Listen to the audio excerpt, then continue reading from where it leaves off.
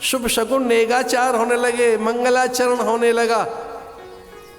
दशरथ जी से रहा नहीं गया। उन्होंने कहा है तो रानियों का काम, पर हमसे तो नहीं रहा जा रहा है, हम तो बहुओं के दर्शन करने चलेंगे।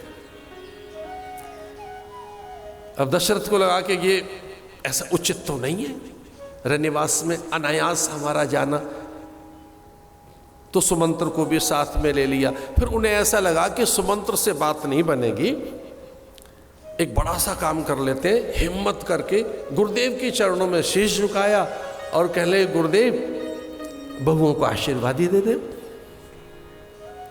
वशिष्ठ भी साथ, सुमंत्र।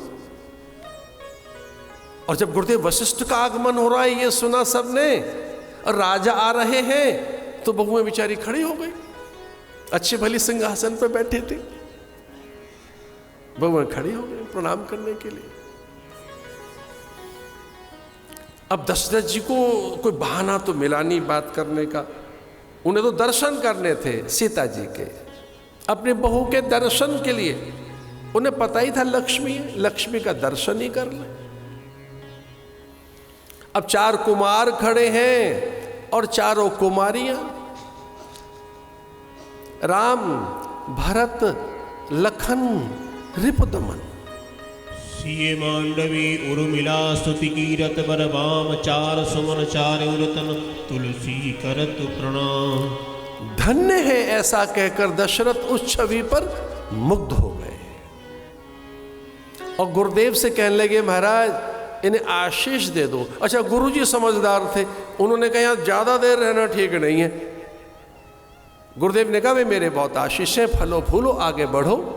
ऐसा कहकर गुरुदेव निकल गए। अच्छा, सुमंत्र को भी लगा कि भाई मैं सचिव हूं, सब बात सही है, पर यहां राजा रानी रहे तो ठीक रहेगा। तो सचिव और सेवक भी चले गए। अब अकेले राजा और रानियां, 4 कुमार और वो 4 कुमारियां। अब कुछ तो कहना था। कौशल्या ने पूछा, देव कुछ कहना था क्या? कुछ चूक हो गई क्या? कुछ हमसे भूल हो गई क्या? कुछ नेगाचार में अब कुछ अगला क्रम क्या है, करना क्या है? तो राजा दशरथ ने ऐसी बात समझाने के लिए कह दिया, कह रहे वो बहू को मुंह दिखाई दे दो कुछ।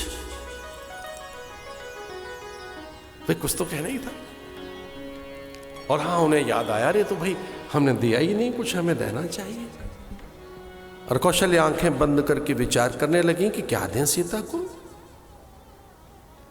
मुख छवि का न्यौछावर क्या करें, भेंट क्या करें।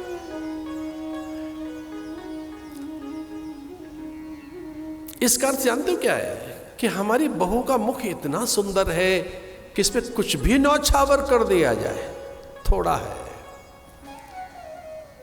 तो मां कौशल्या मणियों पर विचार करने लगी। उन्हें लगा कि कोष में क्या क्या होगा, कौन सी मणियां होंगी, कौन से रत्न होंगे। वो स्वर्ण पर तो विचार कर ही नहीं रही, मणियों पर विचार कर रही, कौन सी मणि दी जाए। और वो इतना सामान खुद लाई है कि वहां मणि पर्वत बन गया। जब ते राम ब्याए घर आए, नित नव मंगल मोद बधाए। सुख संपदा छा गई, सीता के आने से समृद्धि आ गई, संपदा आ गई। चकित है जानकर कौशल्या के मणियां एक नहीं आई, इतनी मणियां आई है, पर्वत लग गया है, पर्वत। अच्छा, अयोध्या कभी जाओगे, वहां मणि पर्वत नाम का एक स्थान है। इतनी मणियां आई थी सीता जी के साथ, पर्वत बन गया उसका। तो उन्हें लगा कि मणि तो हम क्या दें इन्हें। फिर उन्हें ऐसा लगा कि स्वर्ग से भी कोई वस्तु बुलाई तो जा सकती है जो अलौकिक हो। अब बहू की मुंह दिखाई सीता के लिए दें क्या। और अंततः थक गई मां कौशल्या। और मां कौशल्या ने कहा मनी मन के इनको क्या देना चाहिए, अमूल्य वस्तु क्या दूं जो मूल्यवान हो। दशरथ ने धीरे से उनसे कहा कि हम अपने मन की, आपके मन की बात हम जानते हैं। आप हमारी पत्नी है, हमको मालूम है आपके मन में क्या चल रहा है, क्या चल रहा है। बोले आप ये ढूंढ रही हैं सीता जी को क्या दें, मैं सहायता करूं? बोले हाँ बताओ क्या दें। बोले जो सबसे कीमत की चीज हो वो देना, जो अत्यंत मूल्यवान वस्तु हो, सस्ती चीजें मत दे देना।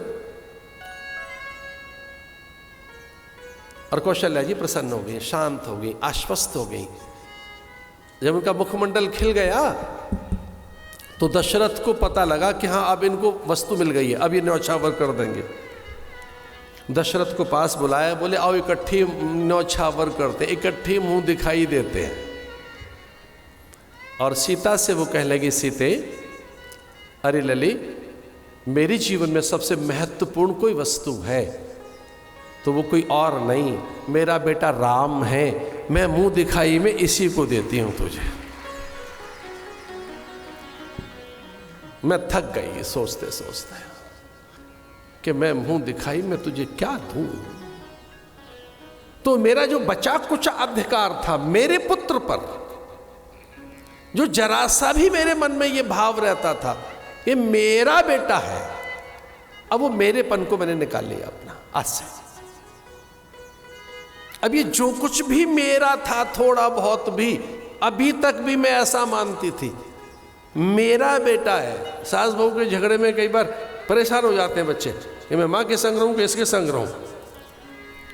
माँ इतनी पजेसिव होती हैं, छोड़ना नहीं चाहती। दशरथ जी ने बायां हाथ पकड़ा, कौशल्या ने दायां हाथ पकड़ा और सीता जी को सौंप दिया। सीता जी धन्य है ऐसा कहकर आनंदित हुई। लोकाभिरामम रणरंगधीरम राजीव नेत्रम रघुवंशनाथम कारुण्यरूपं करुणाकरं